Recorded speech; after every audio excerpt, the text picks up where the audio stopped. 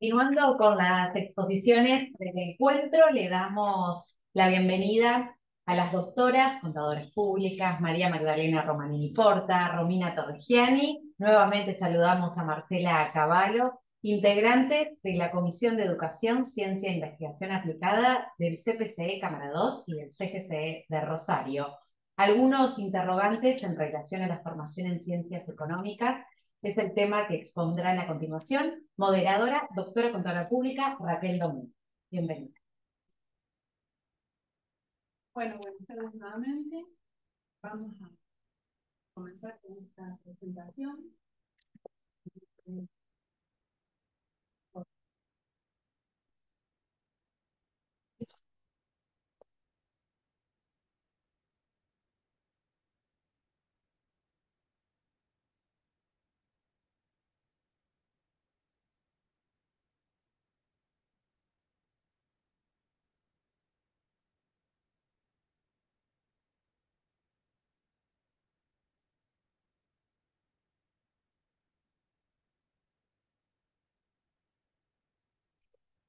La presentación se llama algunos interrogantes en relación a la formación en ciencias económicas. Bueno, nosotros en el área integramos la Comisión de Educación, Ciencia e Investigación Aplicada. Y bueno, vamos a presentar justamente a modo de interrogantes, de preguntas, consultas que nos hacen más frecuentemente mucho de nosotros. Muchas tienen que ver con el tema del foro y otras indirectamente también. Vamos a ir viendo a lo largo del día. Justamente como la presentación se llama algunos interrogantes, necesitamos algunas diapositivas con preguntas. Vamos a ver que estas son las preguntas más frecuentes que debemos resolver en el ámbito de la cuestiones del marco normativo. Marcos normativos de discusiones en ciencias económicas. Son preguntas muy frecuentes sobre las que surgen dudas. Otra pregunta es la que tiene que ver con las carreras del artículo 42 y 43 de la Ley de Educación Superior, que vamos a desarrollar, pero que tiene que ver con esto de la acreditación de la carrera de control, y no así para otras carreras de ciencias económicas. También nos preguntan frecuentemente qué opinan los graduados y las graduadas de carreras en ciencias económicas. Bueno, vamos a traer también algunos estudios que dan cuenta de cuáles son los nuevos documentos de grado. No, ¿cuál es el impacto de la industria, perdón, de la inteligencia artificial, los desafíos del mundo 4.0? Y finalmente la Agenda 2030, ¿qué tendrá que ver con nuestra TIC? Bien, en función de todos estos interrogantes es que armamos esta presentación. La primera de las preguntas es esta general. ¿Cuál es el marco normativo relacionado a la formación de las ciencias económicas? Acá hay varios aspectos. Dentro de esta gran pregunta tenemos una primera. ¿Cuáles son las instituciones que otorgan títulos de grado académicos y títulos habilitantes?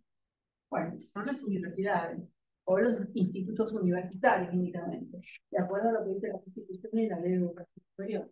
Esta pregunta, bueno, no es tan frecuente porque todos sabemos que las universidades otorgan este tipo de títulos. Lo que no es tan conocido es esta, ¿no? ¿Cuáles son las instituciones que definen los conocimientos, capacidades y alcances de los títulos? Sobre esta pregunta hay como ideas previas que son erróneas.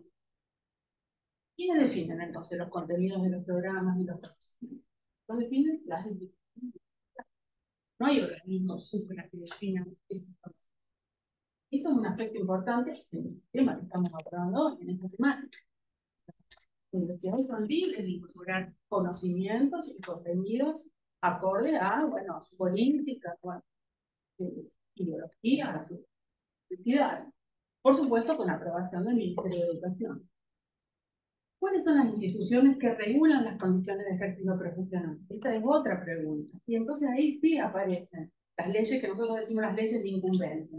La ley nacional, la 2488, la ley 8738, las leyes de ejercicio profesional, nacionales y provinciales que regulan el funcionamiento de nuestras carreras, ¿no? Y que, bueno, que tienen poder de política.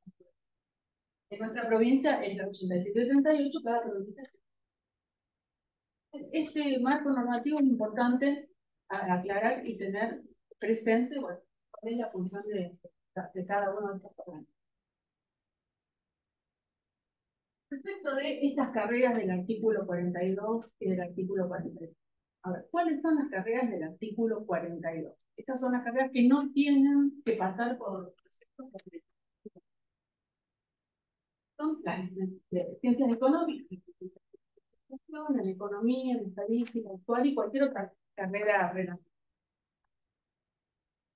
¿Qué dice? Que bueno, que los títulos, un poco lo que estuvimos diciendo, que los títulos con reconocimiento oficial certificarán la formación académica recibida y habilitarán, son títulos habilitantes para el ejercicio profesional. Y que, menciona también en el mismo artículo, que el poder de policía sobre las profesiones corresponde a las profesiones. Entonces siempre hay que separar quién diseña los planes de estudio y quién tiene a su cargo este control del ejercicio de la profesión. Bueno, el artículo 42 sigue diciendo que, bueno, que por supuesto requiere una carga horaria mínima, tanto que se habla del acortamiento de las carreras y de la aprobación del ministerio, bueno, en este artículo dice Ministerio de Cultura y Educación, como se llamaba el ministerio del año 86. Entonces, la pregunta que viene, cuando nosotros aclaramos esto, es ¿qué es la Secretaría de Control Público? Es el artículo 43. Por esto funcionando, porque es cerca de este proceso de un poco la respuesta viene por el lado de las actividades reservadas. En este segundo párrafo, fíjense lo que dice. Que las actividades reservadas tienen que ver con aquellas intervenciones profesionales en las que nosotros, siendo la profesión, podemos poner en riesgo o comprometer el interés público. Fíjense que el artículo 43 habla de intervenciones profesionales que afectan de modo directo la salud, la seguridad, los derechos, los bienes o la formación de los alumnos. Por esto se explica que carreras como medicina o ingeniería acreditan también, al igual que la carrera de contador. En nuestro caso, la carrera de contador público pondría, digamos, tendría que ver con los bienes. Entonces, por eso entró en un proceso de acreditación. Y entonces se fijan para ello actividades reservadas. ¿Qué son las actividades reservadas? Porque también sobre esto hay una cuestión. A ver, el adjetivo reservada da idea que se trata de actividades exclusivas. Y no necesariamente, por supuesto que las actividades que ahora vamos a ver cuáles son, las tiene que llevar adelante en cuanto. Pero lo reservado no refiere a lo exclusivo, sino a lo tutelado. Es decir, el Estado controla esas actividades porque son las del artículo 43 las que ponen en riesgo el interés público. Entonces, esas actividades reservadas no indican, a veces también aparece una pregunta, ¿por qué son tan pocas las actividades reservadas? Bueno, son pocas en todas las profesiones que acreditan. Son las actividades directamente conectadas con este interés público. Entonces, no indican las actividades reservadas todo el tiempo, sino lo que amerita la tutela. Por eso se lo llama actividades tuteladas en lugar de actividades reservadas. ¿Cuáles son para la carrera de contador público? Estas. Diseñar, dirigir e implementar sistemas de información contable en todos los segmentos de la contabilidad y todo. Registrar, medir y exponer información contable histórica y proyectada para todo tipo de organizaciones y unidades económicas. Dirigir y realizar procedimientos de auditoría y también el contable dispositivo y realizar procesos de sindicatura en sociedades, concursos. Pero bueno, esto no es una limitante para incorporar otras actividades que podría realizar cualquier contador, en nuestro caso cualquier profesional en el sector. Por lo tanto, entonces las actividades reservadas, como lo pusimos ahí en la filmina, son las mismas para todas las universidades. Todas las universidades del país, públicas o privadas, tienen para los contadores estas 4 actividades reservadas. Porque como dijimos, están vinculadas con ese interés.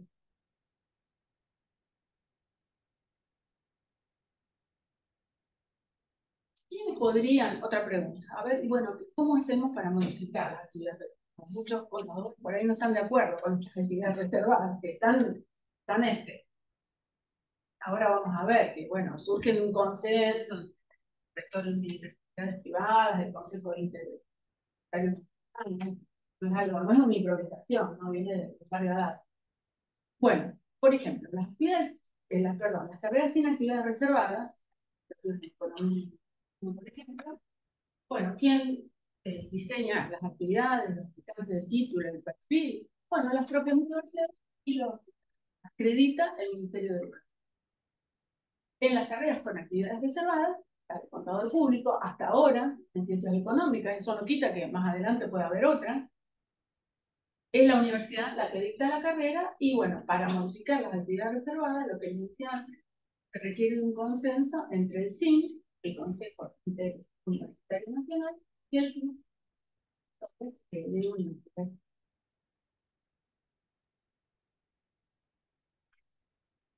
Y bueno, las carreras que acreditan están sometidas a cumplir con determinados estándares.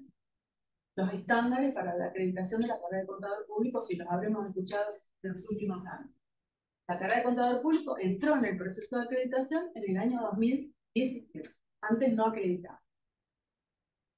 Otras carreras comprometidas con el interés público, medicina y ingeniería, entraron mucho antes, ya van por el segundo. Nosotros hemos pasado uno, con estos estándares que vamos a mostrar ahora. Los estándares establecen contenidos curriculares básicos, ¿no? Lo que hablábamos en el panel de RK. Esto es una nómina de contenidos agrupados por área. El área de contabilidad, el área de matemática, el área humanística, el área tributaria, el área de administración, de tecnología. Entonces, para cada área hay una lista de contenidos. Que esos contenidos deberían estar en el plan de estudio, por supuesto, repartidos entre las materias correspondientes. Estos eran uno de los estándares, nosotros llamamos estándares de primera generación, esos que se utilizaron para acreditar la carrera por primera vez. Luego, una carga horaria mínima. La carga horaria mínima para la carrera de contador público es de 2.700 horas. Lo que equivale, años más, años menos, a 4 años y medio, 5 años. Por más que uno en menos años, con esta carga horaria de 2.700, se tomaría un poco difícil. Fíjense que hasta ahora estamos hablando de contenidos curriculares básicos, carga horaria mínima. Estamos hablando de pisos, de mínimos. Es decir, que podríamos tener la libertad de incorporar contenidos relacionados, por ejemplo, con la sostenibilidad. Luego también otros estándares tienen que ver con los criterios de la intensidad de la formación práctica. Intensificar la formación práctica, que se hacía desde los primeros años, no esperar instancias finales para incorporar la práctica. También es un estándar que se controló muy fuertemente cuando venían los pares evaluadores a cada una de las facultades. Luego aparecen los propiamente estándares de acreditación, que establecen una serie de requisitos de de los programas de las asignaturas, los programas que tenían que tener objetivos, metodología, actividades, bibliografía, todo bastante estandarizado. También aparecen estándares respecto del personal, el cuerpo académico, los graduados, los egresantes, bueno, una serie de requisitos que debemos cumplir. Y finalmente establece las actividades reservadas de las que hablamos a ver. Entonces, este primer proceso de acreditación pasó por cumplir con todas estas cuestiones. Ahora se están revisando los estándares, ya se está hablando de estándares de segunda generación. En esos estándares, el foco está puesto no tanto en los contenidos, sino en las competencias, las habilidades que debería tener un egresado al recibirse de contador público. Y esto cambia bastante. Ya no va a aparecer una lista de contenidos interminables, sino va a aparecer competencias que tendría que reunir este graduado. Y además, en estos estándares de segunda generación, no se va a hacer tanto hincapié en todas estas cuestiones que estamos mencionando ahora, tanto lo del inicio como lo académico, que por supuesto es un aspecto interesante. Va a hacer énfasis en que se pueda lograr cumplir con eficiencia las actividades reservadas. El foco está puesto ahí. Esas 4 actividades reservadas son como el punto de partida. Como es eso lo que pone en riesgo el interés público, todos los recursos, todas las actividades que haga el contador y todos los contenidos que tiene que saber, tienen que apuntar a poder lograr esas, desempeñar o adquirir competencias relacionadas con esas actividades reservadas. Bueno, Eso, digamos, a grosso modo, lo que es todo lo que tiene que ver con el aspecto normativo de nuestras profesiones, que como vemos no está limitado cuando estamos hablando de incorporar contenidos relacionados con estos temas.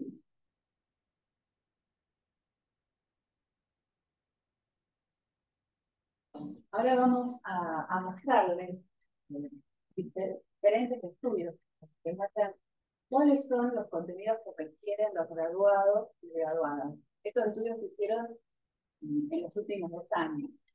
Vamos a ver primero desde la Facultad de Ciencias Económicas de Rosario, luego vamos a ver cómo eso está relacionado con el resto del país, demandas que surgen, y los antecedentes internacionales que vienen de las organizaciones internacionales de formación, que no es casualidad que coincidan con esto que está surgiendo como nuevas demandas, que también está sincronizado con lo que nos están requiriendo para poder en el futuro volver a acreditar.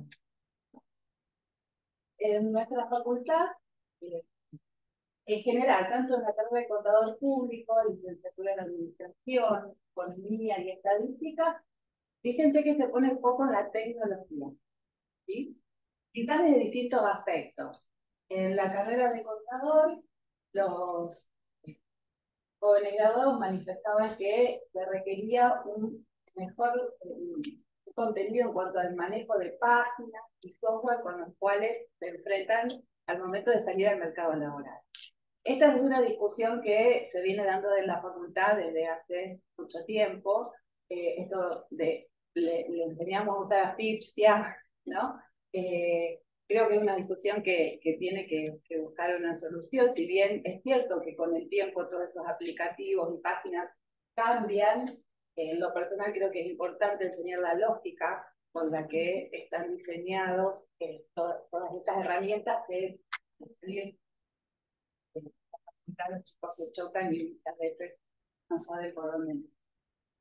También hay, vamos a ver que una de las demandas, incluso de los pronunciamientos del trabajo interdisciplinario.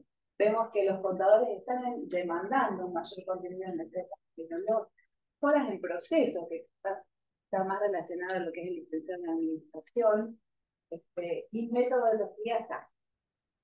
El licenciado en administración, a su vez, está demandando un mayor contenido en el contexto impositivo, inflacionario, que es un campo donde quizás el currículo abarca más resultados, ¿no? Es notorio cómo nos necesitamos unos a otros y salir a trabajar. También hablan del manejo de Excel, análisis de datos, y puntos en lo que es la práctica profesional. Y lo que sí aparece acá, que bueno, relacionado a la charla anterior también, es la oratoria. Ya se empieza a demandar lo que son las habilidades, ¿no? Yo creo que también los contadores no aparece acá, pero es algo que de a poco se va necesitando. Por el lado de los licenciados en economía, ellos hablan de herramientas informáticas para el procesamiento de análisis de datos, bueno, mencionan Python, JavaScript, y también contenido sobre economía ecológica en lista. Surgen, ¿no?, las necesidades de los jóvenes. Los licenciados en estadística hablan de programación, mayor contenido en programación y explotación, pero ellos desde el lado de poder crear, ¿no?, estos programas. Entonces, de distintos aspectos surge la necesidad de un mayor contenido tecnológico, un trabajo interdisciplinario y las habilidades. Bueno, en este gráfico lo que intentamos mostrar son, a través del estudio que se hizo en los distintos consejos, ¿no?, como en cuenta todos los consejos del país, y las necesidades que está reflejado en el informe 6 del CECIP, las necesidades que surgen, tres líneas que son justamente relacionadas con lo que habíamos recién, en la formación en práctica, uso de tecnología y habilidades profesionales. Después, bueno, aparecen, ¿no?, lo que es el de graduado y Relacionado a este gráfico, vemos cómo dentro de las principales conclusiones del informe de CIP, que analiza no solo este trabajo de investigación, sino también a nivel internacional que sucede en otros países, surge como demanda la incorporación de nutrientes. Pero justamente relacionada a la actividad profesional, para poder obtener una información más ágil, ¿sí? Poder utilizar el tiempo para otras. La formación en habilidades para el ejercicio de la profesión, si bien se menciona en el analítico, porque de la comunicación usuarios, poder resolver problemas más complejos, con énfasis en el criterio profesional. El poder formar un criterio autónomo,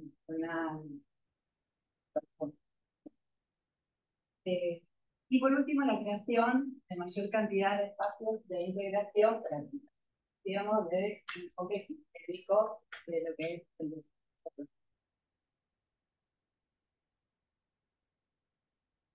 Y acá lo que les comentaba sobre la relación con los pronunciamientos de la información del impacto, que también lo informa, lo menciona el pronunciamiento número 5, habla sobre las prácticas profesionales. Como mencionaba Marcela, lo que se pone en énfasis es evaluar no solo el contenido, ¿no? del saber del currículo, sino poder desarrollar un trabajo y en toda la trayectoria, ¿sí?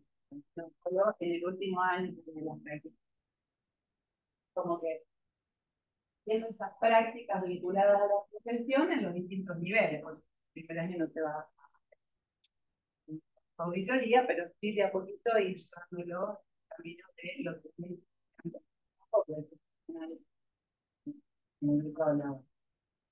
el pronunciamiento número 4, que habla de los valores profesionales, ética y actitud. Bueno, los principios éticos, eso tiene que ver con lo que se hablaba recién, ¿no? De los ODS, el compromiso social. Si bien la currícula está con una materia optativa, nos falta muchísimo para poder incorporarlo, que bueno, es lo que vamos a hacer. Y por último, el principio que habla de las habilidades profesionales. Y acá es como que surgen las habilidades blandas, ¿no? Esto de poder tener una buena relación interdisciplinaria, tener una buena comunicación. Y lo que nos llamó la atención nosotros antes de ayer, tuvimos los primeros graduados del plan 2018 que hicieron su práctica profesional supervisada. Bueno, más allá del orgullo de escuchar la devolución y la valoración de la página. Realmente notorio como ellos hablan de profesionales como solo tiene que saber organizar su trabajo, sino todo su tiempo.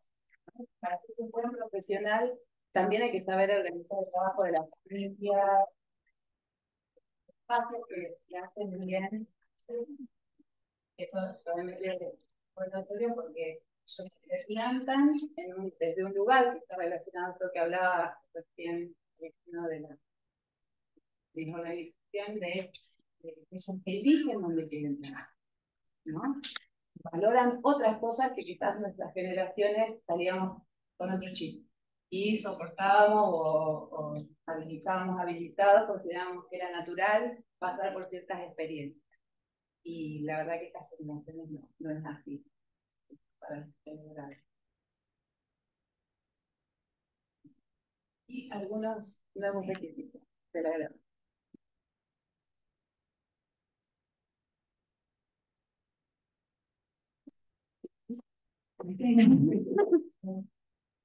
Bueno, hicimos algunos de los requisitos de graduación, algunos ya están en práctica, recién comentaba Romina, que tuvimos las primeras graduadas que presentaron su trabajo integrador final de la práctica profesional supervisada en las facultades económicas y estadísticas de acá de Rosario. Hay otras facultades que ya incorporaron esa práctica profesional supervisada.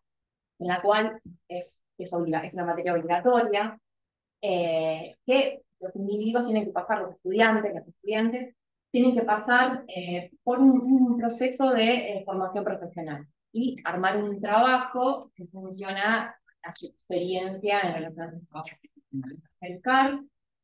Acercar no, es integrar al cuerpo estudiantil a la profesión, relacionarlos directamente.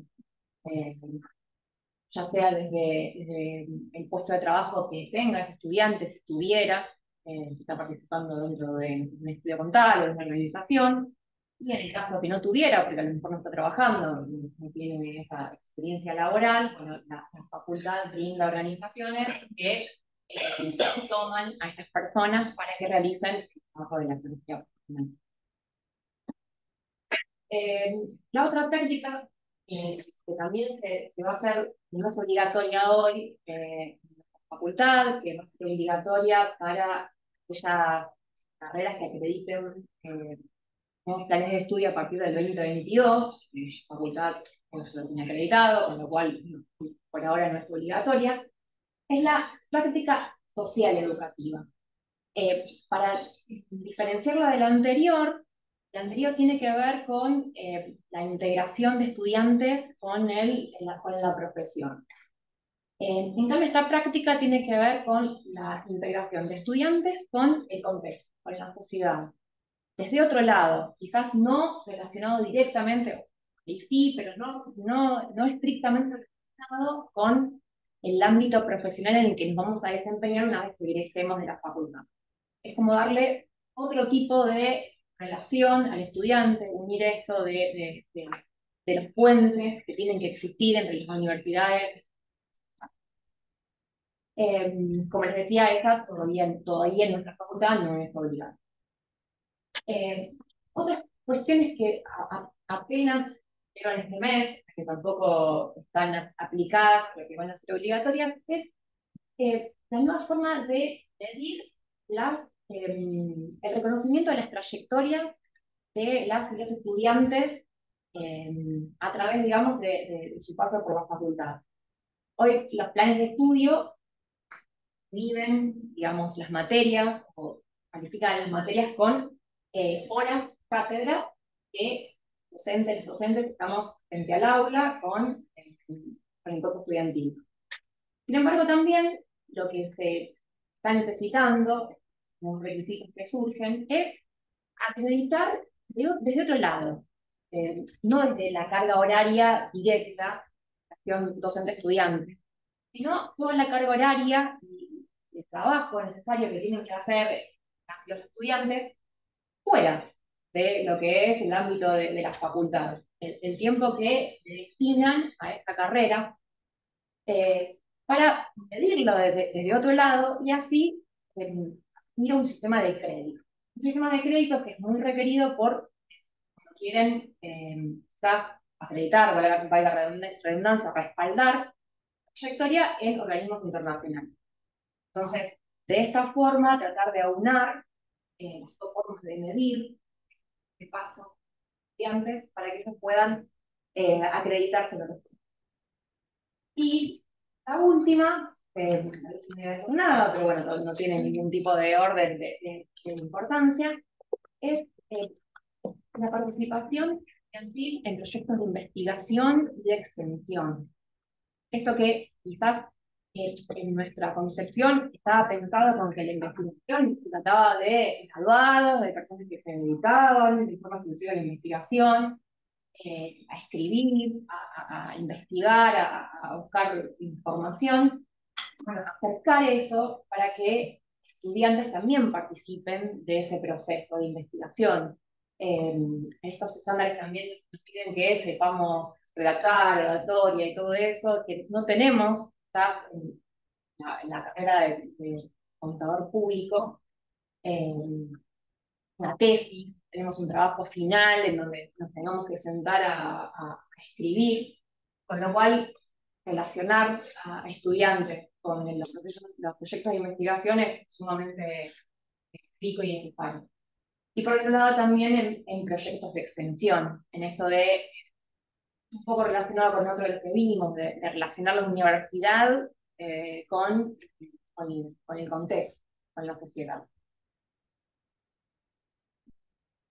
Bien, bueno, otro interrogante que también nos planteamos, que surge y hoy está muy inspirada y no deja de ser un interrogante, es cómo impacta la inteligencia artificial en las carreras relacionadas con las ciencias económicas.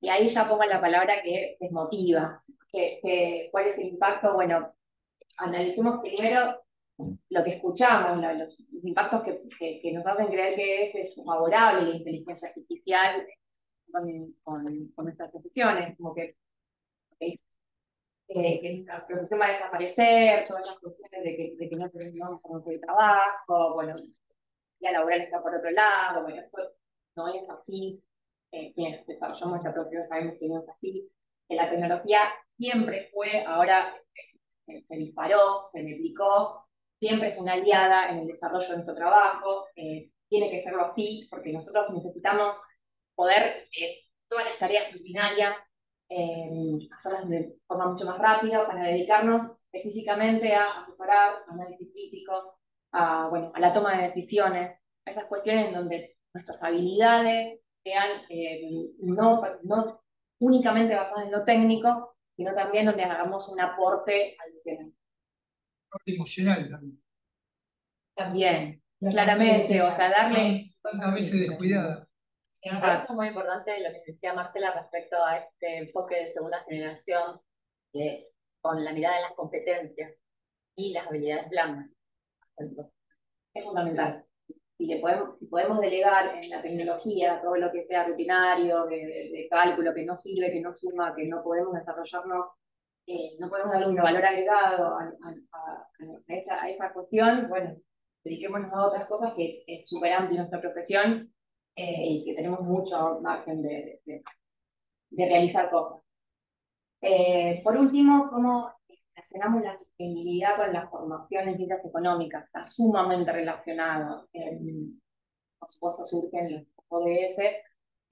La Universidad Nacional de Rosario adhirió a la Agenda 2030 de pandemia, 9, en ese momento en que se presentó la agenda y la misión de la universidad, participó también el miembro del Consejo de Ciencias Económicas.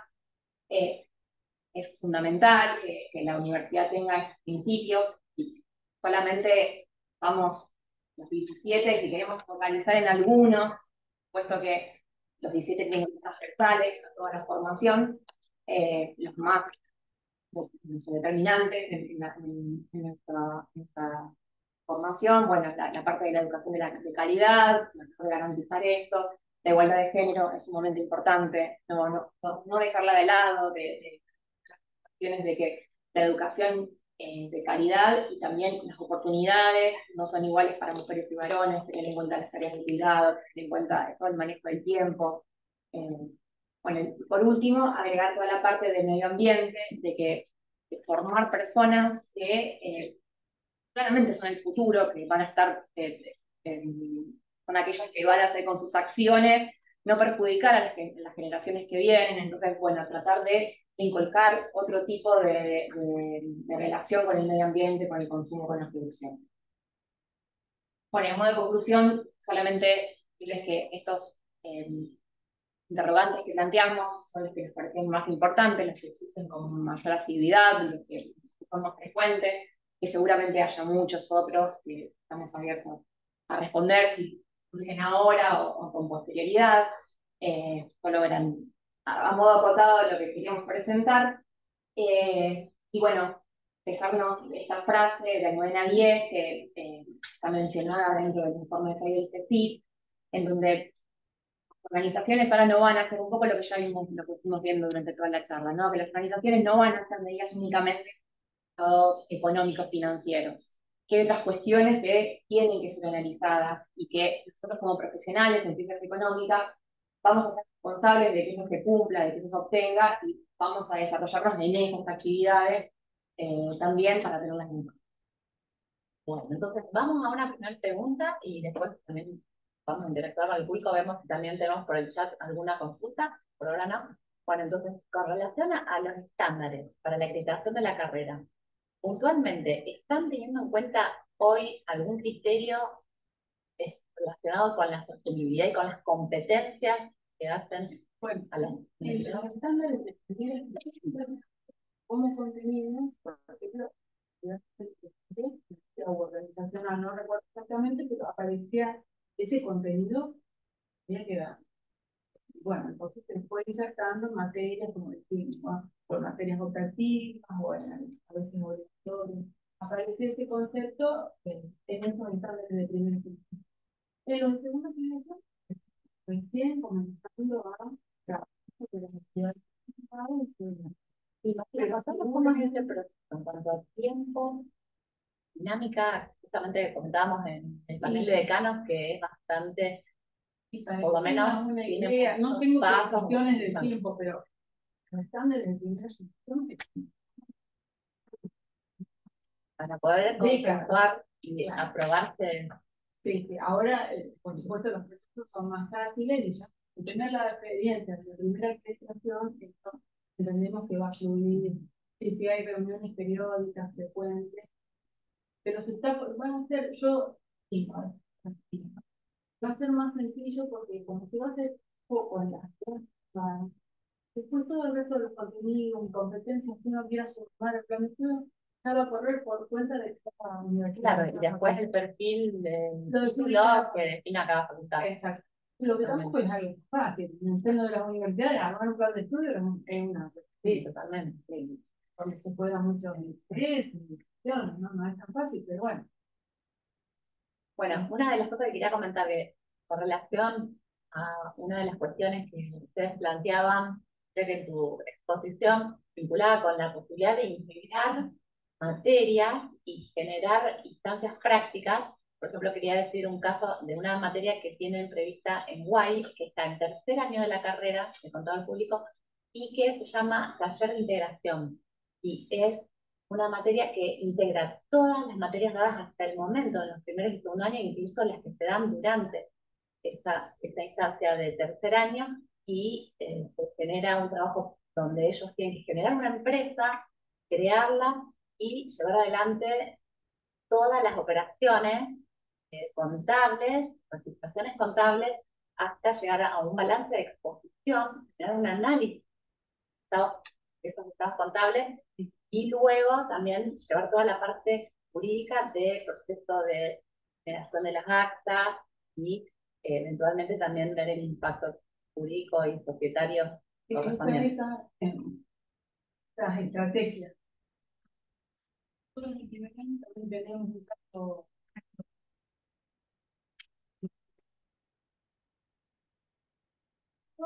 Algunos habitan con. Pues hay otras experiencias que se están plasmando,